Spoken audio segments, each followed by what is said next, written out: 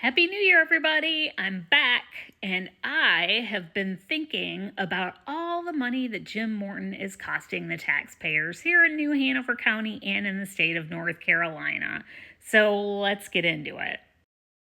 Now, we already know that Jim Morton is costing us a ridiculous amount of money because he makes way too much money, particularly given the fact that he is vastly unqualified for the position he holds. He makes at one point was making more than the chancellor at UNCW, which is absurd.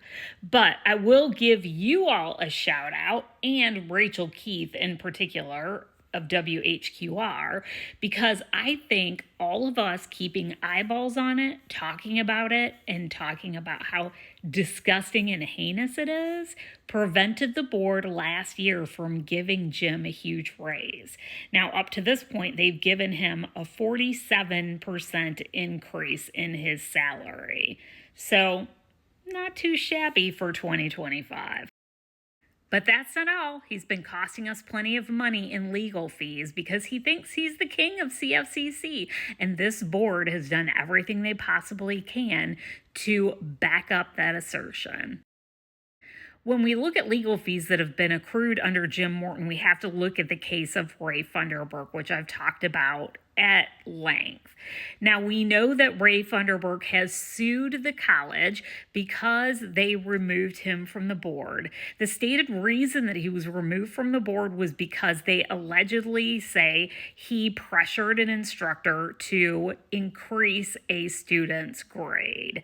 Now, I was at this kangaroo court, and I can tell you the evidence against him was incredibly flimsy, and I don't think it's any accident that they decided to remove him after he started to question some of the things that Jim Morton did, including the huge, ridiculous raise.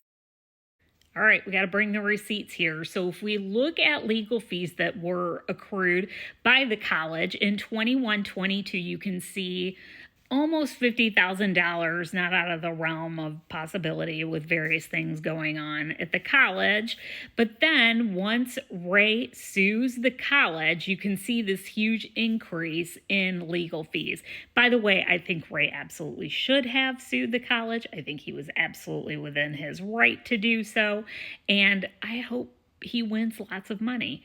So what happens is, particularly with the board members and Jim Morton, who have all come from corporate backgrounds and have basically stated that they intend to run the college like a business, which does not work. It's a state institution. We're funding it. Taxpayers are funding it. If we look at the money that has been spent, it's increased significantly, almost twofold in the last couple of years. That's because the college has used an age-old technique of trying to draw things out and draw them out to try to empty Ray's pockets, so potentially he would drop this lawsuit. In the meantime, when they're doing this shady crap, we're paying the attorney for it. But that isn't the only time that we saw an increase in legal fees. And also we saw a move on the part of the college to become more opaque about what those legal fees were for. Back in 2020, WECT wrote an article alleging that Jim was creating a toxic workplace. That was backed up by two very upper-level executives who said that they witnessed it for themselves. But that wasn't the only accusation that was made. There was also an accusation that Jim Morton had an inappropriate relationship with his executive assistant, Michelle Lee. Now, right after that, legal fees were increased, and when WHQR tried to find out why, the college started giving them billable hours that were being paid, but they were giving them zero details about what they were talking to the attorneys about during those meetings.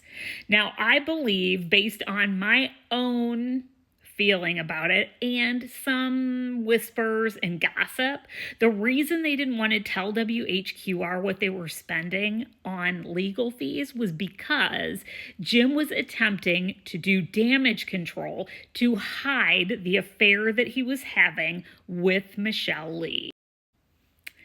Well, that's just rumor and gossip. How do we know that's really true? Well, let me give you another data point. We know, and we've talked about this already, Michelle Lee has had a meteoric rise since Jim Morton took over as leader of the college. She started as an executive assistant, making a pretty good salary, pretty good for a secretary. And in the time that he has been there, she has gone up, up, up in her salary and her job responsibilities. She is now the chief of staff at Cape Fear Community College. This is a woman with an associate's degree and no experience on the executive level, who is now the chief of staff making decisions about who is fired and hired at the college. Not only that, she makes $160,000+.